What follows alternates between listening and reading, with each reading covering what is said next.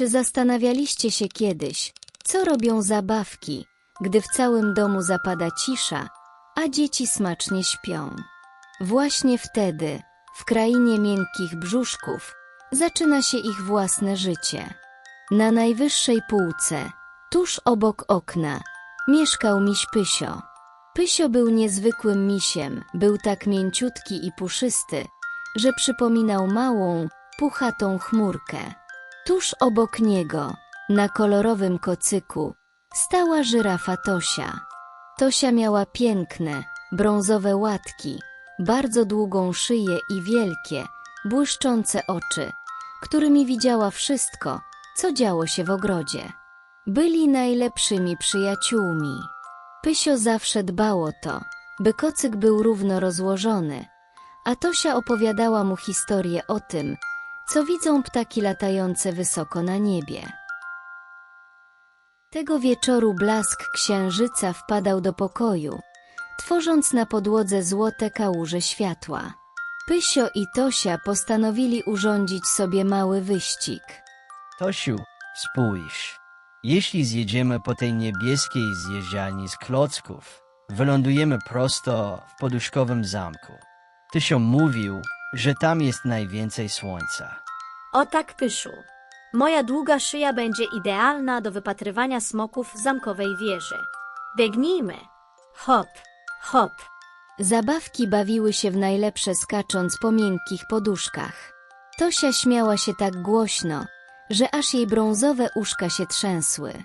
Ale nagle, zupełnie bez ostrzeżenia, z dołu, z wielkiej ulicy, dobiegł potężny, metaliczny dźwięk. Tosia zamarła. Jej długa szyja wyprostowała się tak mocno, że aż stała się sztywna. Jej wielkie oczy zrobiły się jeszcze większe, a kopytka zaczęły drżeć. Głośny dźwięk odbił się echem od ścian pokoju i wydawał się Tosi największym potworem na świecie. Pysiu, co to było?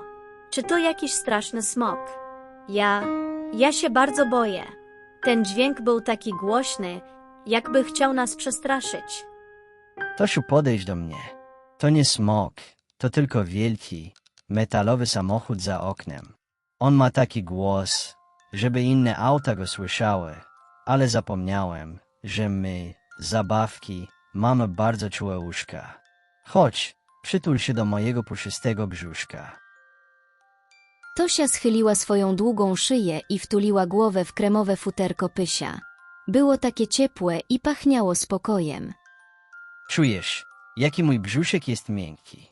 On jest jak gąbka. Kiedy się do mnie przytulasz, ja wciągam ten głośny hałas i zmieniam go w puchatą watę cukrową. Już cię nie dogoni. A teraz zróbmy coś, co zawsze pomaga mi, gdy słońce chowa się za chmury. Co takiego? Pysiu, To się nazywa oddech kolorowej chmurki. Zamknij oczy, Tosiu.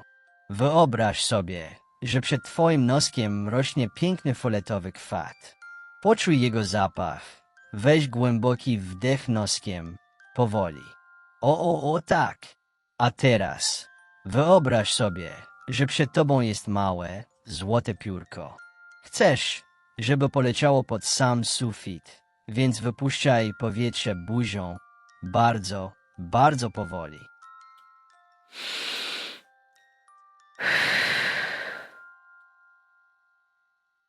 Widzisz, twoje piórko leci wysoko. Jeszcze raz, Tosiu.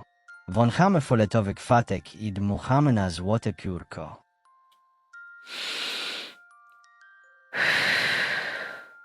ojej, Pysiu, moje nóżki już nie drżą.